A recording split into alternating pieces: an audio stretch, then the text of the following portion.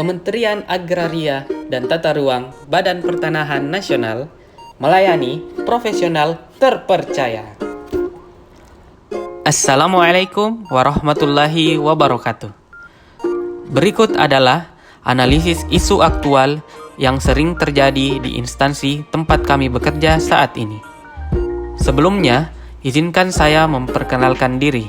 Saya Ahmad Aulia Bahrun Amik atau bisa dipanggil Amik, peserta pelatihan dasar CPNS Kementerian Agraria dan Tata Ruang atau Badan Pertanahan Nasional tahun 2021, Angkatan 1, Kelompok 4. Unit kerja saya yakni di Kantor Pertanahan Kota Makassar, namun saat ini dalam status perbantuan di bidang 4 atau bidang pengadaan tanah dan pengembangan Kantor Wilayah ATR BPN Sulawesi Selatan. Sebelum saya memulai mengidentifikasi isu yang terjadi di instansi tempat saya bekerja, berikut pengertian isu atau permasalahan itu sendiri. Isu atau permasalahan adalah adanya perbedaan atau gap antara kondisi real yang terjadi saat ini dengan kondisi ideal atau kondisi seharusnya, atau adanya perbedaan antara kondisi saat ini dengan yang diekspektasikan.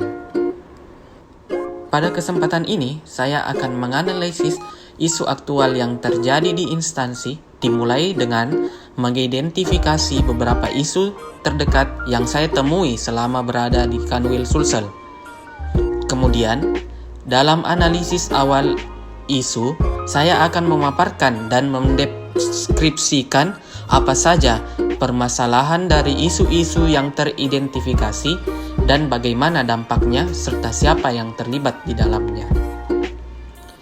Kemudian, dari isu yang teridentifikasi pula akan dilakukan teknik tapisan menggunakan APKL, yaitu aktual, problematika, kehalayakan, dan kelayakan untuk mengerucutkan satu isu yang selanjutnya akan dianalisa lebih lanjut untuk menemukan alternatif penyelesaian masalahnya. Baiklah, kita mulai yang pertama, yaitu identifikasi isu-isu aktual yang sering saya temui selama berada di bidang pengadaan tanah dan pengembangan Kanwil Sulsel. Berikut 3 isu yang teridentifikasi, yakni kondisi pandemi menuntut pertemuan via daring namun tidak didukung kapasitas koneksi internet yang cukup. Yang kedua, banyaknya peraturan-peraturan baru tentang pertanahan yang masih perlu dipahami lebih mendalam. Yang ketiga, perencanaan perjalanan untuk koordinasi, monitoring, dan evaluasi yang sulit karena kurangnya SDM. Untuk isu yang pertama, ini dipengaruhi oleh kondisi pandemi membuat perjalanan untuk koordinasi, sosialisasi, publikasi, atau kegiatan lainnya menjadi terbatas, sehingga kegiatan-kegiatan tersebut harus tetap berjalan dengan alternatif pertemuan via daring yang bisa mencapai 2-5 jadwal per pekan. Pertemuan via daring terkadang berada pada jadwal yang sama antara bidang yang satu dengan bidang yang lain, sehingga memerlukan kapasitas koneksi internet yang tinggi. Kapasitas internet yang tidak cukup membuat pertemuan daring kadang terputus, sehingga substansi kegiatan tidak tersampaikan dengan optimal. Kondisi tersebut akan merugikan baik dari sisi internal bidang 4 maupun instansi-instansi terkait, baik sebagai penyelenggara maupun sebagai undangan. Lanjut ke isu yang kedua, yaitu banyaknya peraturan-peraturan baru tentang pertanahan yang masih perlu dipahami lebih mendalam. Disahkannya Undang-Undang Cipta Kerja menghasilkan perkembangan aturan-aturan baru yang terbagi dalam beberapa peraturan pemerintah. Banyaknya aturan baru tersebut tentunya memerlukan waktu yang cukup untuk didalami, sehingga pengaplikasian dan pemahaman peraturan baru harus berjalan tanpa meninggalkan pekerjaan-pekerjaan yang menjadi tanggung jawab tiap pegawai. Adapun sosialisasi peraturan perundang-undangan yang dilakukan via daring menjadikan pemahaman tiap pegawai masih terbatas. Pemahaman terhadap peraturan terbaru diperlukan untuk diaplikasikan untuk kegiatan-kegiatan yang berjalan sehingga tidak ada kesalahan dalam pengambilan keputusan. Ketidakpahaman akan aturan terbaru akan merugikan bagi diri sendiri dan masyarakat luas.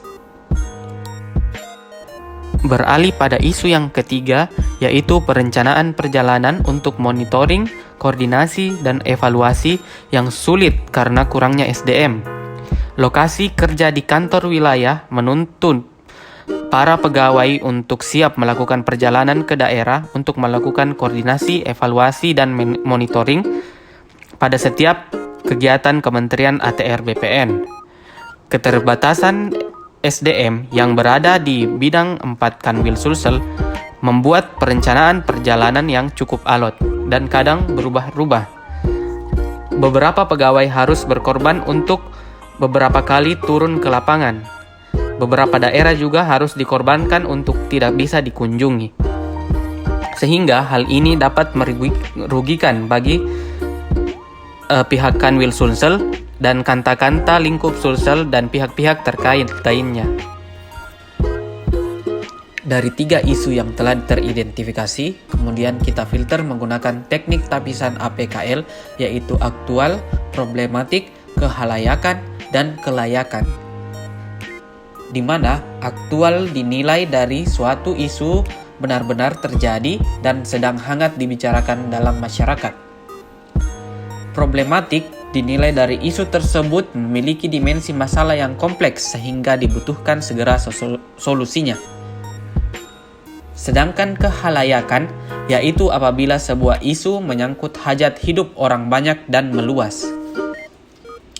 Serta kelayakan yaitu isu tersebut masuk akal dan realistis serta relevan untuk dibicarakan alternatif pemecahan masalahnya. Berikut 3 isu yang teridentifikasi kita kaitkan ke dalam APKL. Dimulai dari permasalahan pertama, dinilai sangat aktual karena kondisi pandemi saat ini.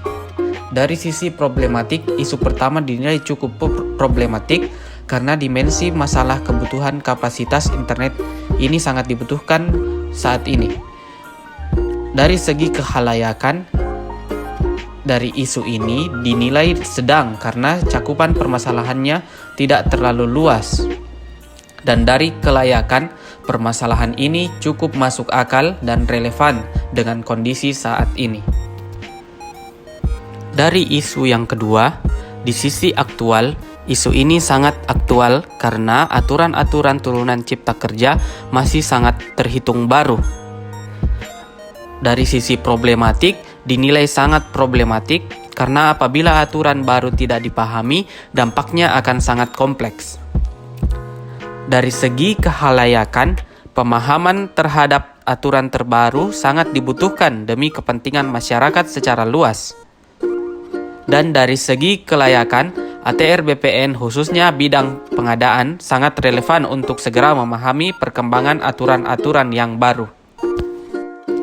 Untuk isu yang ketiga, dari segi aktual dinilai sedang karena permasalahan ini dapat berjalan meskipun tidak optimal.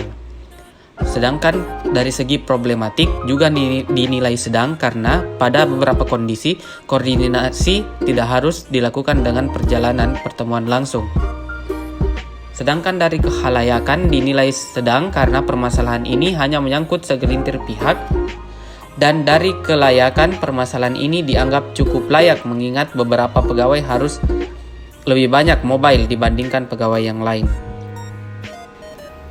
Sehingga apabila dilakukan pembobotan terlihat dengan total bobot 20, yakni isu yang kedua menjadi isu yang sangat perlu segera ditemukan alternatif pemecahan masalahnya. Selanjutnya, teknik analisis yang dipilih untuk mencari solusi dari isu yang terpilih yakni dengan analisis SWOT yang terdiri atas strength atau kekuatan dan weakness atau kelemahan sebagai faktor internal, dikaitkan dengan opportunity atau kesempatan dan threat atau ancaman yang akan menjadi faktor eksternal. Berdasarkan isu yang terpilih, dari segi kekuatan terdapat 3 hal, yakni para pegawai memiliki kesadaran belajar dan rasa ingin tahu yang tinggi. Beberapa pegawai juga telah mendapatkan sosialisasi peraturan terbaru tersebut dan didukung juga dengan fasilitas kantor yang cukup lengkap. Adapun dari segi kelemahan atau weakness, yaitu banyaknya tugas yang diampu setiap pegawai. Yang kedua, sosialisasi yang dilakukan via daring sehingga penyerapan substansi tidak intensif. Kita lanjut dari sisi eksternal yang dimulai dari opportunity atau kesempatan, yaitu adanya dokumen peraturan yang mudah diakses. Selanjutnya, komunikasi melalui media sosial yang bisa dilakukan kapan saja dengan pihak pusat atau pihak-pihak lainnya. Sedangkan dari sisi threat, yaitu adanya ancaman dari kegiatan yang membutuhkan pengaplikasian aturan terbaru tersebut dengan segera, ataupun dengan peraturan-peraturan yang terus berkembang.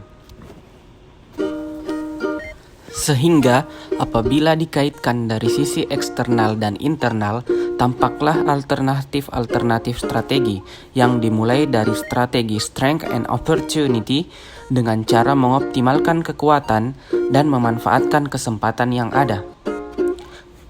Kemudian, strategi strength and threat, yaitu untuk lebih menonjolkan kekuatan yang dimiliki demi mengantisipasi ancaman. Selanjutnya, strategi weakness and opportunity, yaitu dengan mengurangi kelemahan dan memanfaatkan kesempatan-kesempatan dari ruang eksternal. Selanjutnya, strategi weakness and threat untuk meminimalkan kelemahan dan menghindari ancaman. Mengacu pada alternatif-alternatif strategi tersebut, sehingga rencana aksi bela negara terkait isu terpilih yaitu dimulai dari memberikan kontribusi dan kecerdasan bangsa, menjalankan hak dan kewajiban sebagai warga negara, mengedepankan musyawarah, bersedia mengorbankan waktu, memiliki kecerdasan emosional dan spiritual serta intelijensia agar selalu siap untuk membela negara. Sekian pemaparan kami. Mohon maaf apabila masih banyak kesalahan dalam pemaparan tugas ini. Terima kasih. Wassalamualaikum warahmatullahi wabarakatuh.